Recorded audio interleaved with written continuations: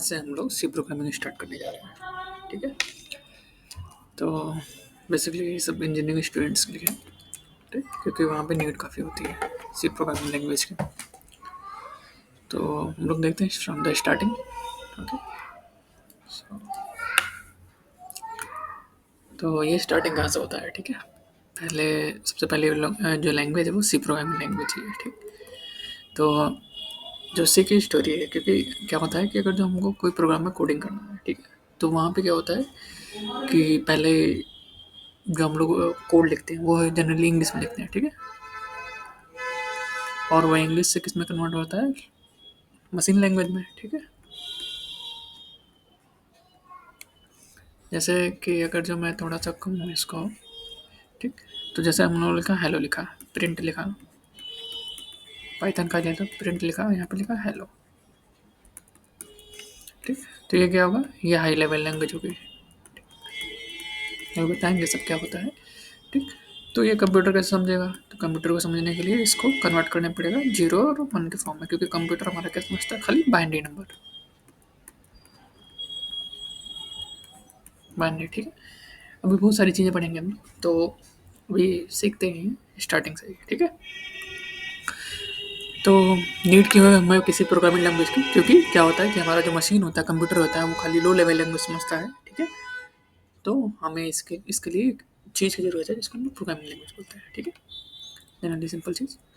ठीक है, इंट्रोडक्शन क्या हुआ? अब सी कहाँ से स्टार्ट हुआ? तो ये जो हमारे जो सी डेवलप हुआ ना, वो एटी बेल लेबोरेटरी है, एटी बेल। ठीक है, बेल लेबोरेटरी है। ठीक है, वहीं पे इसको डेवलप किया गया है। ठीक, और ये यूनिक्स ऑपरेटिंग सिस्टम है, यूनिक्स लाइनिक्स, उसके बाद ये विंडोज़ है, हमारे पास ऑपरेटिंग सिस्टम होते हैं, हम लोग ओएस में उसको पढ़ सकते हैं। ठीक है, तो ये यूनिक्स के लिए डेवलप हुआ था, और ये third generation high level programming language that is particularly good for the producing fast and efficient code. Okay, it is sometimes termed as low level language, low level, high level language, और high level assembly language. Okay, तो कोई पूछे किसी कौन सी language है, तो ये इसको हम लोग बोलेंगे इंटरमीडिएट टाइप ऑफ लैंग्वेज, क्योंकि यहाँ पे लिखा है लो लेवल और हाई लेवल लैंग्वेज, और हाई लेवल असेंबली लैंग्वेज इसको बोल सकते हैं। क्योंकि असेंबली लैंग्वेज जैसे क्या होता है कि असेंबली अब हम पढ़ेंगे, ठीक, असेंबलर होता है, इंटरप्रेटर होता है। ठीक, तो भी बाद में थोड़ा देख लेंगे क्यों होता है। क्योंकि यहाँ पे देखो क्यों बोला जा रहा है, क्योंकि इसे ये क्यों बोला जा रहा है कि high level, low level, high level language क्यों बोला जा रहा है, यानी इंटरमीडिएट लैंग्वेज क्यों बोला जा रहा है? क्यों बोला जा रहा है भाई? ठीक, तो यहाँ पे दिखाया था control construct, if and while, ठीक, and structure data type like array and record are found in the high level language. ठीक है, हाई लेवल लैंग्वेज में क्या क्या फाउंड किया था? स्ट्रक्चर डेटा टाइप जैसे एरे और लिस्ट और रिकॉर्ड। ओके, और यहाँ पे कंट्रोल स्टेटमेंट इफ और वाइल जो होते हैं वो हाई लेवल में पाए जाते हैं। ठीक, और लो लेवल लैंग्वेज में इसे लो लेवल क्यों बोला जा रहा है? क्योंकि यहाँ पे manipulation, bit wise operator, okay, और यूज ऑफ रजिस्टर वेरिएबल का ये हम लोग यूज करते हैं। ठीक है, इसमें सी में, तो इन दोनों रीजन से इसको इंटरमीडिएट टाइप ऑफ लैंग्वेज बोला जाता है, इंटरमीडिएट टाइप ऑफ लैंग्वेज बोला जाता है। क्लियर? तो अगर कोई पूछे कि सी क्या है, हाई लेवल या लो लेवल, तो तुम क्या बोलोगे? ये इंटरमीडिएट टाइप ऑफ लैंग्वेज है। क्यों बोला जाता है? क्योंकि क्योंकि ये दोनों की प्रॉपर्टी को इनहेरिट करता है। लाइक ये क्या करता है? ये हाई लेवल लैंग्वेज को भी अडॉप्ट करता है और ये लो लेवल लैंग्वेज को अडॉप्ट करता है। हाई लेवल में कौन कौन से आते हैं? जैसे तुम्हारा स्ट्रक्चर डेटा टाइप जो होते हैं, एरे और रिकॉर्ड्स। ठीक है, वो तुम्हारे हाई लेवल लैंग्वेज में फाइंड किया जाता है, जो कि हमारे सी में भी होते हैं। ठीक, और लो लेवल में क्यों? क्योंकि यहाँ पर रजिस्टर यूज किया जाता है और बिट मैनिपुलेशन यूज किया जाता है। ठीक है, हाँ, like other high level language it is more portable and maintenance than the assembly language, इसलिए इसको इंटरमीडिएट टाइप ऑफ लैंग्वेज बोला जाता है। चलो ठीक है, यहाँ पे आते हैं थोड़ा सा सेकंड वाले में। अब सी का एग्जाम्पल कैसे देते हैं? देखो, तो बहुत सारी चीज़ें होंगी, जैसे हम लोग सी प्रोग्रामिंग लैंग्वेज, ठीक है, तो सी प्रोग्रामिंग लैंग्वेज एक सिंपल सा, अगर हम लोग कोई प्रोग्रामिंग लैंग्वेज लेते हैं, ठीक, तो चलो देख लो कैसे हम लोग लिखते हैं। कोई एक प्रोग्राम है, ठीक है, तो जैसे सबसे पहले चीज़ हम लोग कमेंट पढ़ते हैं। कमेंट क्या होता है? जैसे ये दिया हुआ है, ये सिंगल लाइन, ये मल्टी लाइन कमेंट बोलते हैं। ठीक है, कमेंट क्या होता है अभी वो भी आगे बता देंगे। कमेंट क्या होता है? कमेंट पार्ट ऑफ इंग्लिश, जैसे कमेंट क्या कर लो कि एक कुछ इंग्लिश में लिखा हुआ है जो कि किसी भी यूजफुल पीस ऑफ इंफॉर्मेशन को, जैसे कोई कोड लिखा हुआ है, ठीक है, उसके बारे में डिस्क्रिप्शन हम लोगों को देना है, ठीक है, तो उसके लिए हम लोग कमेंट का यूज करते हैं। क्लियर?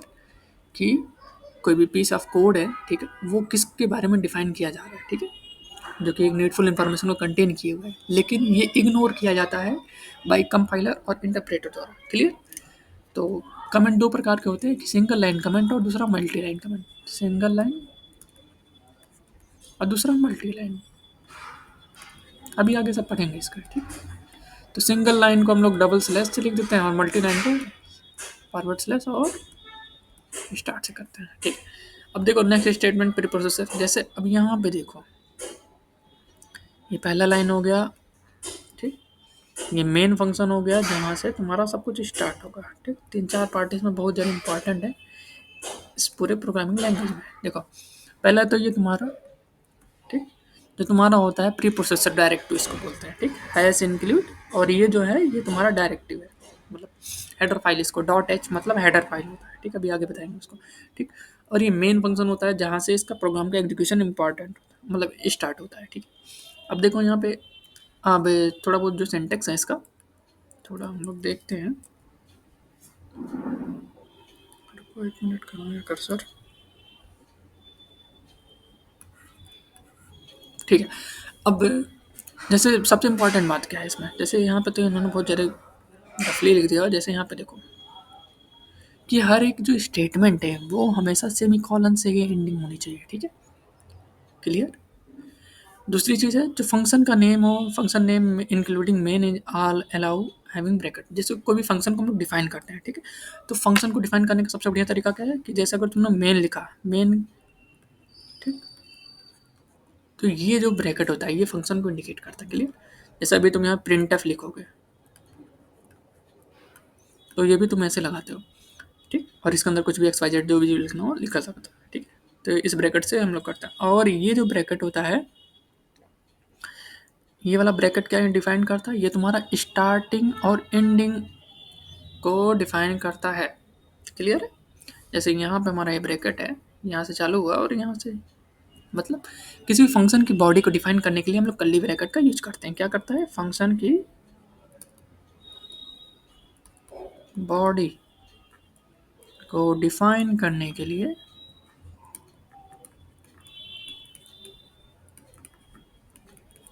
कर्ली ब्रैकेट का यूज करेंगे। क्लियर? और ये वाला ब्रैकेट किसी फंक्शन को रिप्रेजेंट करने के लिए, ठीक है। क्लियर? और सेमीकोलन क्या होता है, किसी भी स्टेटमेंट को स्टॉप करने के लिए। क्लियर? क्लियर? और ये हमेशा तीनों चीज़ें फॉलो होती हैं, तो दिमाग में बैठाना चाहिए। अब देखो यहाँ पे सबसे पहली चीज़ क्या है, कमेंट। देखो एक सी प्रोग्राम जनरली क्या क्या कंटेन किया रहता है, कमेंट जो होते हैं वो तुम्हारा कोई कंपलसरी पार्ट नहीं होता है। क्लियर? कंपलसरी पार्ट नहीं है, ये ऑप्शनल है, ठीक। हम लोगों ने पहले डिस्कस किया क्यों यूज होता है, रीडबिलिटी ऑफ द प्रोग्राम को बनाने के लिए,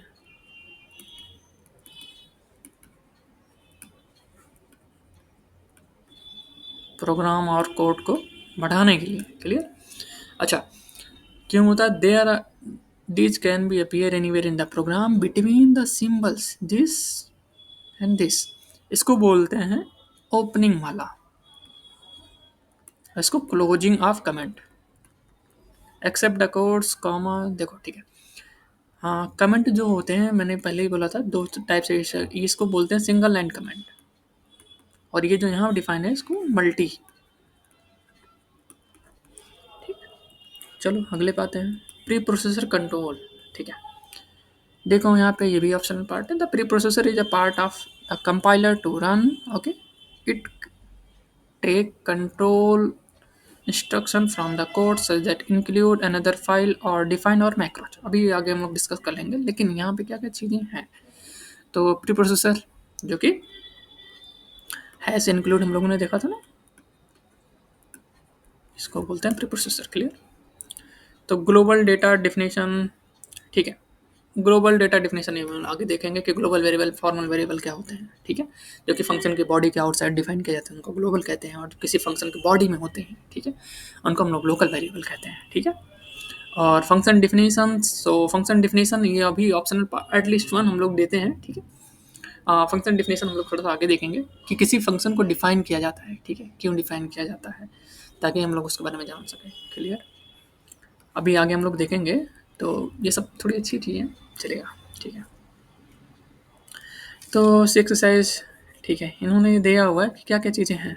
तो यहाँ पे देखो थोड़ा सा चीज़ अच्छी है कि इनकी एक्सरसाइज है, तो ये एक्सरसाइज तुम्हारे लिए है कि are these comments so where what will happen in the program. अच्छा, कमेंट को रिमूव कर देंगे तो कोई मतलब निकलेगा नहीं, क्योंकि ऑप्शनल पार्ट है, ठीक। कि हम लोग लगाए नहीं लगाए वो यूजर पे डिपेंड करता है, प्रोग्रामर पे डिपेंड करता है। Where the function start and where to finish, हम लोगों ने बोला कि फंक्शन कहाँ से स्टार्ट होगा, फंक्शन स्टार्ट होगा कर्ली ब्रैकेट से, एंड इन कहाँ से होगा, इस वाले ब्रैकेट से, what is the which is the preprocessor statement, अभी जस्ट हम लोगों ने डिस्कस किया क्या होता है प्रीप्रोसेसर। यहाँ पे देखो ऊपर देखो, पार्ट बता प्रोग्राम टू रन, और ये यही होता है तीन। एज डिफाइन हो गया, माइक्रोज हो गया, और एज इंक्लूड हो गया, ठीक है। इसको कर लीजिएगा, हम लोग आते हैं, ठीक है। अब यहाँ से स्टार्ट होता है अच्छी चीज़ें सब। फिर important part constant and variable, ठीक है। अब ये सेकंड सेक्शन है हमारा कांस्टेंट एंड वेरिएबल, ठीक है। हम लोग किसी भी प्रोग्रामिंग लैंग्वेज में उसको डिफाइन करने के लिए कुछ हमको वेरिएबल की जरूरत होगी, कुछ कांस्टेंट की जरूरत होगी, ठीक। अब कांस्टेंट मतलब फिक्स, ठीक, जिसकी वैल्यू फिक्स हो जाए और इसको कभी चेंज नहीं कर सकते, चेंज किए तो एरर देगा, ठीक। चेंज करने पर एरर दे, इसकी वैल्यू फिक्स हो जाए। हम लोगों ने एक बार इसकी वैल्यू डिफाइन कर दी, और इसको अगर हम लोग फिक्स करें, जैसे अगर हम लोग लिखते हैं CONS, कॉन्स्ट लिखते हैं CONST, A = 10 लिख दिया। अगर जो हम लोग यहीं बाद में चल के कि A = 5 लिखें ना, तो ये एरर देगा हमको, क्यों? क्योंकि ये कांस्टेंट है। क्लियर? अब तुम्हारा वेरिएबल्स जो होते हैं इनकी वैल्यू हम लोग चेंज कर सकते हैं। अब अगर यहाँ पे लिखा B = 10 ले लिया, ठीक। अब B बाद में चल के हम कुछ लाइन बाद लिख दे रहे हैं 5, और हम लोग बी की वैल्यू प्रिंट कर रहे हैं, तो यहाँ पे एरर नहीं आएगा, ठीक है। तो ये इतना सिंपल सा अंतर होता है कांस्टेंट और वेरिएबल में, ठीक है। अब देखो in C all the variable are declare before the use. Clear? ये बहुत इंपॉर्टेंट पार्ट है कि हम लोग किसी भी वेरिएबल को डिक्लेयर करते हैं उसको यूज करने से पहले। जैसे हम लोगों ने यहाँ पे INT ही लिया, इसको कहते हैं डिक्लेरेशन, और A = 10 कर दिया, तो इसमें क्या कर दिया हम लोगों ने, इसकी वैल्यू डिफाइन कर दी। तो इसको क्या गया, वैल्यू डिफाइन, मतलब डिफाइनिंग करना, वेरिएबल को डिफाइन करना, ठीक। और इसको कहते हैं वेरिएबल डिक्लेरेशन। तो मतलब अगर INT A लिखा, मतलब उसका डेटा टाइप लिखा और उस वेरिएबल का नाम लिख दिया, तो इसको हम लोग कहते हैं वेरिएबल को डिफाइन, सॉरी, डिक्लेयर करना, ठीक। हम लोगों ने वेरिएबल को डिक्लेयर कर दिया, मतलब एक मेमोरी लोकेशन दे दिया, ठीक। और यहाँ पे सेकंड चीज़ क्या है कि A = 10 लिखा, तो इसको बोलेंगे हम लोग, इसको डिफाइन किया, कि इसकी वैल्यू डाली, और इसको क्या कहते हैं, इसको कहते हैं डिक्लेयर किया। ये अंतर है, मतलब वैल्यू दे देना मतलब डिफाइन करना, और ऐसे ही डिक्लेयर करना मतलब INT A लिख देना, मतलब उसको एक बार मेमोरी लोकेट कर देना, मतलब उसको डिक्लेयर करना। क्लियर? तो a memory location is given a name, a suitable number of the byte are allocate and compiler know to treat। Okay, तो हम लोग जब डिक्लेयर करते हैं ना बाबू, तो ध्यान दो यहाँ पे क्या करते हैं हम लोग, जब डिक्लेयर करते हैं तभी हम लोग डिक्लेयर की बात कर रहे हैं, डिफाइन की बात नहीं कर रहे हैं। तो हम लोगों ने INT A लिखा है, ठीक है, ऐसे हम लोगों ने इसको डिक्लेयर किया। क्लियर? अब डिक्लेयर कर दिया हम लोगों ने, तो यहाँ पे तीन चीज़ें इसने बोली। ये जो मेमोरी होता है, क्योंकि हमारा कंप्यूटर का मेमोरी है, ठीक है, जब हम लोग इसको दिया तो एक मेमोरी क्रिएट हुआ ऐसे, ठीक। और मान लो इसको हेक्साडेसिमल है, 1x लिख दिया, ठीक। और यहाँ पे कुछ भी लिखा हुआ है 1025 ऐसे समथिंग कुछ भी लिखा हुआ है, अभी दिखा देंगे कि कैसे होता है, ठीक है। तो एक मेमोरी लोकेशन इज गिवन हो गया, ठीक है। अब यहाँ पे क्या हुआ, हम लोगों ने ए को डिफाइन कर दिया ऐसे, चलिए, और यहाँ पे हम लोगों ने भी इसकी वैल्यू नहीं डाली, इसका नाम हम लोगों ने ए दे दिया है, और इसमें भी कोई वैल्यू डाली नहीं है, ठीक है। जब वैल्यू डालेंगे तब हमको यहाँ पे पता चलेगा, ठीक है। अब देखो, ठीक है, अब जो इसकी जो साइज होगी ना, क्योंकि क्या होता है कि कोई भी वेरिएबल होता है तो उसकी पर्टिकुलर क्या होता है, साइज होती है, ठीक। अब साइज कैसे हम लोग डिफाइन करेंगे, तो जो उसी के लिए एक वर्ड यूज किया गया, डेटा टाइप। क्या? Data type. क्लियर? तो डेटा टाइप क्या होता है, सीधी सी बात पता चल रही है कि हमारा डेटा टाइप क्या होता है। हाँ चलो थोड़ा सा मिटा देते हैं, ज़्यादा कम पड़ जाएगा। ठीक, चलो चलो चलो चलो चलो चलो, हाँ ठीक है। अब डेटा टाइप क्या होता है भाई? तो वो डेटा टाइप वो चीज़ें होती हैं, ठीक है, किसी भी डेटा को, मतलब वेरिएबल को, चाहे कॉन्स्टेंट हो गया, ठीक है, उसको डिफाइन करना किस टाइप का वो है, ठीक है, कि वो स्ट्रिंग है, कि वो फ्लोट है, कि वो डबल है, कि शॉर्ट है, कि कैरेक्टर है, कि बूलन है। ठीक, बूलन मतलब जीरो और वन, कैरेक्टर मतलब ए बी सी डी वाला, ठीक, नंबर, और उसके बाद इंट मतलब हमारा पता ही है हमको क्या होता है, जीरो से लेकर नाइन तक। फ्लोट का मतलब वही गिनती के साथ में 9.123 ऐसे लगा दो, डबल में थोड़ा इसका रेंज बढ़ जाएगा, लॉन्ग डबल में थोड़ा सा इसका रेंज मिलेगा, लॉन्ग इंट में थोड़ा सा और बढ़ जाएगा, तो मतलब ढेर सारा हो जाता है। ठीक, सॉरी। तो इतनी सारी चीज़ें हम लोग इसको कर लेते हैं, क्लियर। अब देखो आगे क्या करते हैं हम लोग। तो यहाँ पे उसी को डेटा टाइप को डिफाइन करना है, तो हमको डेटा टाइप को डिफाइन करने के लिए क्या करना चाहिए, कुछ नहीं, सिंपल सी चीज़ें हैं। हम लोग क्या करेंगे यहाँ पे, चलो देख लेते हैं इसको। तो देखो थोड़ा सा ऊपर जाओ,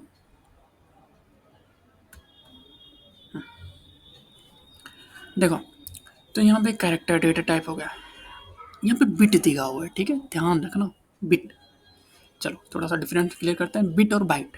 1 byte equal to 8 bit, clear, bits. ठीक, यहाँ पे बिट्स दिया हुआ है, ठीक है। हम लोग डील किस में करेंगे, 1 बाइट में, क्योंकि बीट रूट में करना थोड़ा दिक्कत हो जाएगी, ठीक है। तो यहाँ पे हम लोग बाइट यहीं पे लिख देते हैं, ठीक। तो यहाँ पे कैरेक्टर है, तो कैरेक्टर तुम्हारा 1 बाइट लेता है, कैपिटल बी मतलब बाइट। इंटीजर टू, 2 और 4 कर सकते हैं, ठीक। अभी जो हमारा ऑपरेटिंग सिस्टम चल रहा है वो तुम्हारा 4 ही लेता है, ठीक है। शॉर्ट इंट लेता है। अब देखो तुमको कैसे करना है, सीधे 8 से डिवाइड करते जाओ सबको, वो बाइट में कन्वर्ट हो ही जाएगा, ठीक है। यहाँ पे 2 कर दिया, फिर यहाँ पे 8 कर दिया, ये 2 हो गया, फिर यहाँ पे 8 कर दिया, यहाँ पे फिर से 2 हो गया, ठीक। यहाँ 32 दे रखा लॉन्ग एंड का साइज, तो कितना हो जाएगा, 32 8 चौके 32, लॉन्ग का साइज कितना 32, ये भी देकर 4 बाइट, फ्लोट का साइज 32 दे रखी है 4 बाइट, डबल के साइज 68 दे रखी है तो 8 बाइट, सॉरी 64 दे रखी है, लॉन्ग फ्लोट का दे रखा 8 बाइट, लॉन्ग डबल का दे रखा है ग्रेटर देन 84 मतलब 64, तो यहाँ पे 10 बाइट हम लोग जानते हैं, पता है हमको, क्लियर। और यहाँ पे शॉर्ट का 2 2 2 1, क्लियर। ये बाइट हो गई, मतलब चार्ट में देखना तो इतने टाइम, ये थोड़ा सा पुरानी बुक है मतलब, लेकिन ठीक है चलता है। हाँ, देखो यहाँ पे कुछ अच्छी चीज़ें लिखी हुई हैं कि ये तुम्हारा शॉर्ट इंट और जो शॉर्ट है ना वो सेम चीज़ है, और लॉन्ग इंट और लॉन्ग सेम चीज़ है, क्लियर। ये तुम्हारा कन्फ्यूजन नहीं होना चाहिए, ये भैया और ये भैया सेम चीज़, और ये भैया और ये भैया सेम चीज़, clear. Character int short and long are preceded by the signified signed and unsigned. हाँ, साइंड और अनसाइंड वेरी इंपॉर्टेंट चीज़, ओके। क्योंकि सी में ऐसे में बच्चों का दिमाग खराब होता है कि रेंज कहाँ से हम लोग डिफाइन करते हैं। अच्छा ये समझ रहे होंगे कि क्या है 2 4 5। देखो क्या होता है कि कोई वेरिएबल हम लोग जब असाइन करता है, एन टी ए लिखा ना तुमने, आई एन टी लिखा, मैंने क्या बोला, इसको चाहिए 2 बाइट। अब मैंने बोला 2 बाइट इक्वल टू 16 बिट, ठीक। अब मेमोरी कितनी चाहिए, 16 बिट, 1 2 3 4 5 6 7 8 9 10 11 12 13 14 15 16, ठीक है। 16। अब सोच सकते हो कि ए वाला जो वेरिएबल है, जैसे हम लोगों ने 2 लिख दिया, ठीक, ए इक्वल टू 2 यहाँ पे हम लोगों ने डिजाइन किया, अब इसको बाइनरी में कन्वर्ट करेंगे तो कितना आएगा, 0 1 0, ठीक। अब यहाँ पे हम लोग इसको लिखेंगे 0,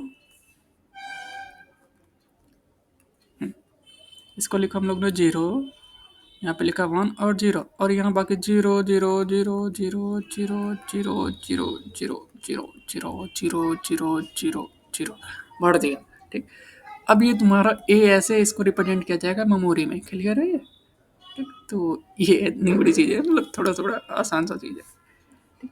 अभी बता देंगे कैसे करते हैं उसको आगे, थोड़ा सा अभी जब कन्वर्जन पढ़ाएंगे तब आ जाएगा, ठीक। तो यहाँ पे हम लोग चले। अब साइंड और अनसाइंड, जैसे साइंड और अनसाइंड मतलब, साइन मतलब क्या हुआ कि उसमें साइन दिया हुआ है, अनसाइंड मतलब उसमें साइन नहीं दिया। अब साइंड और अनसाइंड का मतलब, साइंड इन द सेंस मतलब कोई वेरिएबल अगर तुमने डिफाइन किया a इक्वल टू 2 दिया, यहाँ पे तुमने प्लस दिया हुआ है, ठीक, और -2 a इक्वल टू 2 दिया हुआ है, ठीक। अब प्लस नहीं लगाया रहता तो मतलब वो अंडरस्टूड होता है कि प्लस ही है, ठीक। लेकिन अगर यहाँ माइनस लगाया तो ये हो जाता है साइंड, क्लियर, वो लिखा रहता है, ठीक है। अनसाइंड मतलब जैसे इक्वल टू 2 दे दिया तुमने, ये तुम्हारा अनसाइंड हो गया, क्लियर। लेकिन यहाँ पे -2 दे रखा तो वो तुम्हारा साइंड वेरिएबल हो जाता है, clear. This is by default क्या होता है, साइंड होता है। If used on their own type signed refer to the signed int और unsigned refer to the unsigned int, okay। suitable character but see, okay, ठीक है। आगे चलते हैं हम लोग, ये सब थोड़ा सा पढ़ लीजिएगा आप लोग, नॉर्मल चीज़ है। टाइप है double not available with all the compilers, ठीक है। लॉन्ग फ्लोट और long double are not available for many of the compiler, तो ठीक है। Long float is often identical to the double. Long float मैंने बोला ना 10 बाइट, सॉरी 8 बाइट, डबल का ऊपर दिया हुआ था ना, ठीक है। शॉर्ट इंट और इंट सेम होते हैं, ठीक, तो ध्यान रखना है। Format of the variable declaration, हाँ देखो अभी ये बहुत इंपॉर्टेंट पार्ट है, ये एग्जाम में भी काफ़ी टाइम पूछा जाता है कि तुम वेरिएबल को डिक्लेयर कैसे करते हो। अभी हम लोग वेरिएबल डिक्लेरेशन पढ़ रहे हैं ना, डिक्लेयर मतलब उसको मेमोरी लोकेशन एलोकेट कर देना, सिंपल, ठीक है। और डिक्लेयर कैसे करते हैं हम लोग, यहाँ पे उसका डेटा टाइप लिखते हैं, ठीक है। इसको क्या बोलते हैं, डेटा टाइप, इसको वेरिएबल का नेम और सेमीकोलन, इसको क्या बोलते हैं, वेर नेम, और इसको सेमीकोलन, मतलब इतना हमारा स्टेटमेंट कंप्लीट हो गया। सेमीकोलन इंडिकेट क्या करता है कि हमारा स्टेटमेंट कंप्लीट हो गया है, क्लियर, ठीक है। अब क्या करेंगे कि हम लोग इस वेरिएबल को डिफाइन कर, हम लोग लिख दिया, ठीक है। तो इसको डिफाइन करने का तरीका क्या होता है, सिंपल सी बात है कि अगर हम तरीका नहीं जानते तो गड़बड़ है। अभी हम लोग एक सिंपल भी लिख दिया ऐसे, ठीक, और चलो ठीक है। तो करते कैसे हैं इसको, इसको हम लोग जानते हैं। थोड़ा सा कलर चेंज कर लूँ मैं, कौन सा कलर ले लूँ, ठीक है ये ले लेते हैं, ठीक है। अब वेरिएबल नेम मस्ट मस्ट लगाया भाई, मतलब कंपलसरी फॉलो दीज रूल। तो यहाँ पे 6 रूल इन लोगों ने दे रखे हैं, ठीक। और जो सबसे इम्पॉर्टेंट है वो है जो वेरिएबल नेम हो, जो हम लोगों ने यहाँ पे ये INT लिखा ना, ए लिखा, इसे बोलते हैं वेरिएबल नेम, और इसको बोलते हैं इसको वेरिएबल का डेटा टाइप, क्लियर। ये वेरिएबल नेम हो गया, वेरिएबल का डेटा टाइप हो गया, क्लियर। अब variable name consist of letters, letters, letters मतलब A to Z स्मॉल वाले और कैपिटल वाले, ठीक। डिजिट्स 0 से 9 और अंडर स्कोर, ठीक। यही इतनी चीज़ें कंटेन किए रहना चाहिए वेरिएबल का नेम, क्लियर। जैसे दूसरा चीज़ है, हाँ पहला दूसरा बहुत इंपॉर्टेंट पार्ट है, must start with a letter. जो स्टार्टिंग वो हमेशा स्टार्ट होना चाहिए लेटर से, मतलब ये और ये, अगर नंबर किया तो गलत, क्लियर। और दूसरा चीज़ यहाँ पे है, यहाँ पे ये और ये बड़ा इंपॉर्टेंट पॉइंट है। और तीसरा इंपॉर्टेंट पॉइंट है कि ये कंटेंट कह रहे हैं digit under score, under score इसको अंडर स्कोर बोलते हैं, ठीक है। इसको बोलते हैं, हाँ ठीक है। Name can start with the underscore but this is not recommended as many system on micros and the function are given names in the format, okay ठीक है। देखो मोटा मोटा जो चीज़ है, जो पहले तो ये जो नेम होना चाहिए कंसिस्ट किया रहना चाहिए सारे अल्फ़ाबेट, नंबर और अंडर स्कोर, क्लियर। इसमें डेसिमल पॉइंट नहीं है, बस डिजिट है, डिजिट मतलब 0 से 9, क्लियर। फ्लोटिंग पॉइंट नहीं होना चाहिए, दिमाग में रहे, अंडर स्कोर रहे, ठीक। जैसे अगर मैं अभी लिखता हूँ अंडर स्कोर, ठीक है, टू AB, ठीक, तो ये वैलिड है, क्लियर। मैं लिखता हूँ यहाँ पे 2 लिखा, हाँ सॉरी, हाँ अंडर स्कोर AB लिखा, ये भी वैलिड है। A_2BC लिखा, ये भी वैलिड है, ठीक है। तो ध्यान में रखें, ठीक। दूसरा पॉइंट ये है कि ये जो है अंडर स्कोर से स्टार्ट होना चाहिए, मतलब जो स्टार्टिंग कैरेक्टर हो, मतलब जैसे मैं अगर यहाँ पे लिख रहा हूँ माय नेम इज मास्टर, ठीक, यहाँ पे INT लिखा मैंने, देखा, ये वैलिड है, क्लियर। अगर मैं अंडर स्कोर मास्टर लिखता हूँ तो ये भी वैलिड है, ठीक। अब अंडर स्कोर लिखा मैंने, या फिर ये जो पहला कैरेक्टर है जैसे अगर जो मैं मान लेता हूँ सबको ऐसे डिवाइड कर देता हूँ, ठीक। ये मैंने लिखा, ये मेरा वेरिएबल का नेम मैं लिखने जा रहा हूँ इतना बड़ा, ठीक है। तो ये क्या होना चाहिए, पहली बात तो जो कंडीशन है कि ये लेटर्स और डिजिट और या फिर अंडरस्कोर ही होना चाहिए। दूसरा क्या होगा कि जो पहला कैरेक्टर है तुम्हारा, ठीक, पहला कैरेक्टर क्या होना चाहिए, पहला कैरेक्टर हमेशा कि तो अंडरस्कोर हो या फिर कोई कैरेक्टर होना चाहिए। कैरेक्टर इन द सेंस कि एट से जेड वाले, कैपिटल और स्मॉल, ठीक है। या फिर अंडरस्कोर से स्टार्ट हो, यही फाइनल का क्राइटेरिया होता है। बहुत सारे एग्जाम्पल्स आपको मिलेंगे इसमें, ठीक है। और बाकी ये सब तुम्हारा डिजिट, नंबर और अल्फ़ाबेट हो सकता है। क्लियर? हाँ, तो नोट्स बनाते रहना क्योंकि मैं गोल बहुत ज़्यादा रहा हूँ यहाँ पे, ठीक है। अब यहाँ पे case is significant X Y Z. हाँ, दूसरी चीज़ यहाँ पे है कि ये और ये वेरिएबल, जैसे अगर जो मैं लिखता हूँ आई एन टी, थोड़ा सा इसको चौड़ा कर लिया जाए, प्लीज़ कम हो रहा है, ठीक है। हाँ, अब शिट हो गया,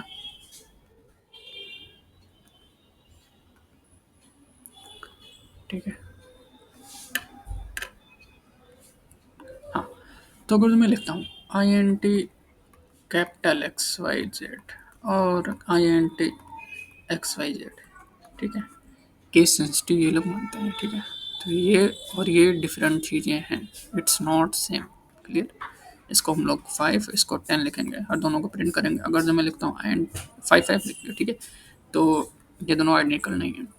name must be unique in 30 in first 32 characters, not some of the compiler are effective restricted. Okay, तो ये चीज़ें मतलब ऊपर की जो 3 चीज़ें थी बड़ी इंपॉर्टेंट थी, वही वहीं से सारे क्वेश्चन आते हैं, ठीक है। अब देखो दूसरी चीज़ है कि इसमें जो 32 कीवर्ड होते हैं, इसमें कितने 32 कीवर्ड्स होते हैं। कीवर्ड्स क्या हो गए, मतलब ऐसे वर्ड जिनकी मैंने, मतलब इसको रिजर्व वर्ड बोलते हैं। रिजर्व वर्ड्स क्या होता है, रिजर्व मतलब तो ऐसी चीज़ जो कि पहले से ही हमारी प्री डिफाइन। क्लियर? उसका मीनिंग पहले से डिफाइन हो, जैसे 5,000 की नोट है ना, ठीक, तो पहले से डिफाइन है, उसको हम लोग 10,000 थोड़ी ना बोल सकते हैं। क्लियर? तो उसी प्रकार से जैसे कुछ चीज़ें हो गई, जैसे मैं बोलूँ आई एन टी, अब हम कोई वेरिएबल का नेम आई एन टी थोड़ी ना डिफाइन कर सकते हैं, क्योंकि ये पहले से ही डिफाइन है, रिजर्व कीवर्ड है, ठीक है। इनकी वैल्यू पहले से ही चीज़ में डिफाइन है कि ये ऐसा है। ये जो कीवर्ड्स होते हैं रिजर्व कीवर्ड्स, वो वर्ड्स होते हैं सी प्रोग्रामिंग लैंग्वेज में, रिजर्व वर्ड होते हैं सी प्रोग्रामिंग लैंग्वेज में, जिनकी मीनिंग्स पहले से ही सी डिक्शनरी में, सी की प्रोग्रामिंग लैंग्वेज में डिफाइन है, ठीक है। मतलब अगर जो हम लोग यहाँ पे ऑटो लिखते हैं तो इसका मतलब कुछ और होता है, वाइड मतलब नल होता है, ठीक। तो हम लोग किसी भी वेरिएबल का नाम जो है, ठीक है, जैसे हम लोग आई एन टी ऑटो लिखे, ठीक, तो एरर देगा। क्यों देगा? क्योंकि ऑटो जो है एक रिजर्व कीवर्ड है जिसका मतलब पहले से ही सी के प्रोग्रामिंग लैंग्वेज में डिफाइन है। क्लियर? वाइड मतलब नल होता है। तो हम लोग ऐसे जो ये जो रिजर्व्ड कीवर्ड हैं जो 32 हैं, ठीक है, कंटिन्यू हो गया, एक्सटर्न हो गया, लॉन्ग हो गया, स्टैटिक हो गया, वाइड हो गया, अनसाइंड हो गया, कांस्टेंट हो गया, इनम हो गया, इंटीजर हो गया, char, else, if, signed, union, typedef, short, goto, double, case, ठीक है, break, do, for, return, switch, ये सारे जितने भी इसमें volatiles, register, float, auto default, इन सभी को हम लोग कभी भी वेरिएबल का नाम नहीं लिख सकते। क्लियर? जब भी हम वेरिएबल का नाम डिफाइन करेंगे तो हमेशा ध्यान में रखेंगे कि वो कोई रिजर्व्ड कीवर्ड ना हो। क्लियर? तो name must not clash with C reserved keyword. Clear? तो ये जो चीज़ें होती हैं इनको हम लोग, अगर जो हम लोग रिजर्व कीवर्ड लेते हैं तो एरर देगा। क्यों? क्योंकि उसकी जो चीज़ें हैं पहले से ही डिफाइन है इसी प्रोग्रामिंग लैंग्वेज में। क्लियर?